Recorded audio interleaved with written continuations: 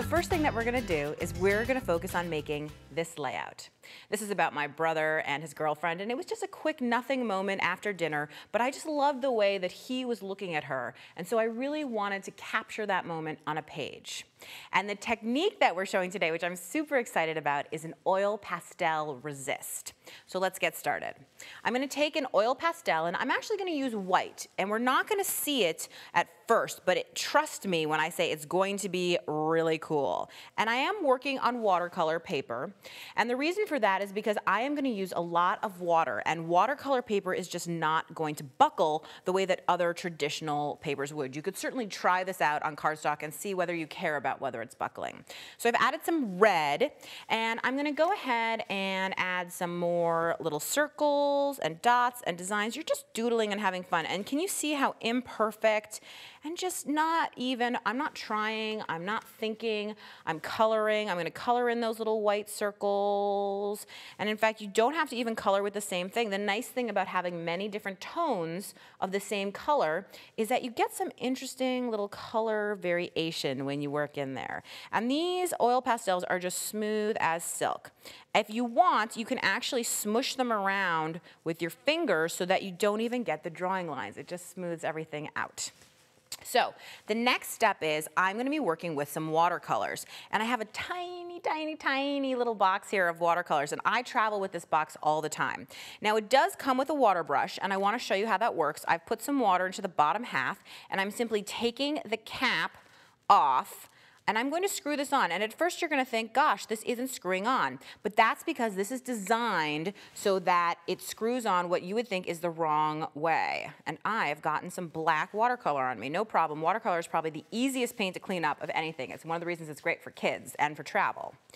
So then, once this is on, I can simply pull the cap off, the tip is there, and it's ready to use. But today, I'm actually gonna do something different, which is I'm gonna use a regular paintbrush because I want a nice, huge, wide brush. So I have a very wet brush, and I've sprayed my watercolors with some water to just get them juicy. And then I'm gonna go ahead, and I don't care that the watercolor's flowing into each other. I'm just grabbing 3 colors at the same time.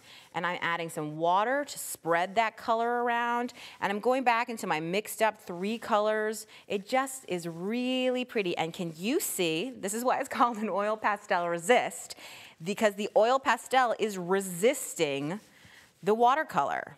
Very, very cool. So once I have this on, and I'm not gonna fuss with it too much, I like the energy of something that's a little bit free. I'm gonna go ahead and I'm gonna start to create the rest of the layout.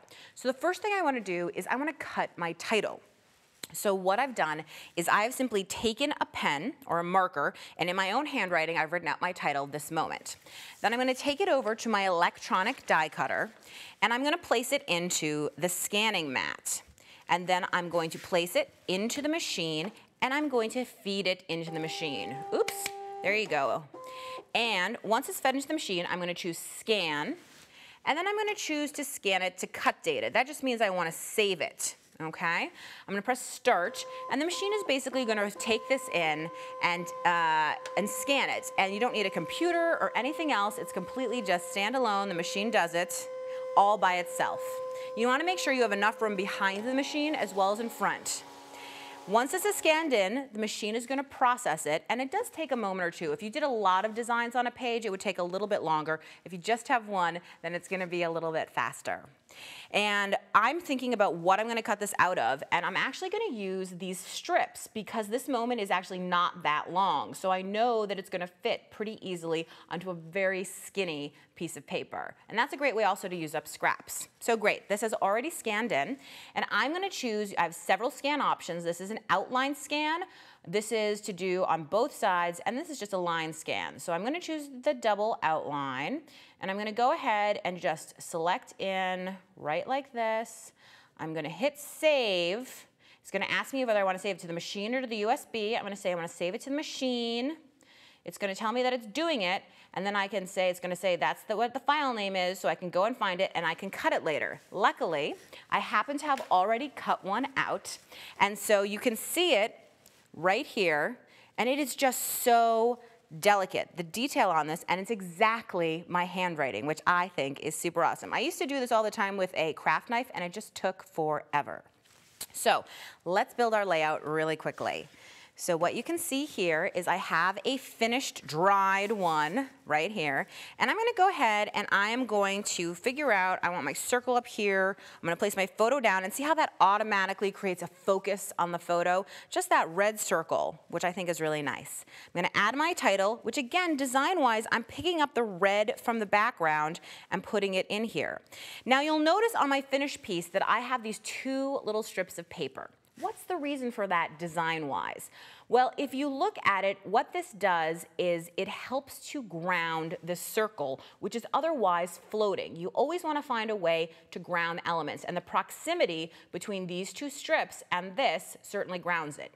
Now, if you are not a sort of painty, messy person, you can definitely use pattern paper for the background on something like this.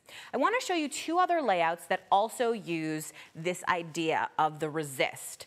This is one, and you can see that all I did with an oil pastel is go up and down in a little zigzag, and again, over with watercolor, nice and messy. And this one over here, it's the same zigzag, but this time it's in color.